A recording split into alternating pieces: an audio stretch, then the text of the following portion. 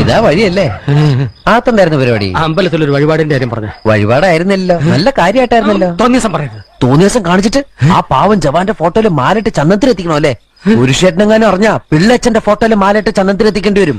വെടിവെച്ച് ചതറിക്കും. നാട്ടുകാരെ വിളിച്ചു കൂട്ടിട്ട് മോൻ എന്ത് കിട്ടും? എനിക്കൊന്നും കിട്ടില്ല, പിള്ളേച്ചന് കിട്ടും. നല്ല അസല് പൊതുക്ക്, വലിയ നിലവിലുള്ള ആളല്ലേ, എല്ലാരും ഒന്ന് അറിയട്ടെ എന്ന്. നീ എന്റെ മാനം കളയരുത്. നിനക്ക് എന്ത് വേണേലും ഞാൻ തരാം. എന്ത് തരും? എന്ത് വേണം? അച്ഛന്റെ കയ്യിൽ നിന്ന് കള്ളക്കണക്കെഴുതി വാങ്ങിച്ച കുരുടിമുക്കിൽ 25 സെന്റ് സ്ഥലം. അയ്യോ മാധവ, അത് അതെ എഴുതി തരുമൊന്നും വേണ്ട.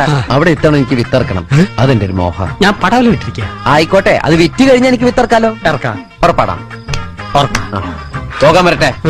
ഇതൊക്കെ മറക്കാതിരിക്കാൻ ഞാനൊന്നും കൂടെ തന്നാലോ? വേണ്ട, ആരും കാണൂല. വേണ്ടെന്നേ. എന്നാ ചാടിക്കോ മോനെ. ഇന്ന് നീ അവിടെ കക്കാൻ കയറരുത്. ഇന്ന് അവിടുന്ന് എന്തെങ്കിലും പോയാൽ നാളെ എന്റെ തലയിലാവും. ഓ, എന്നാ മറ്റന്നാ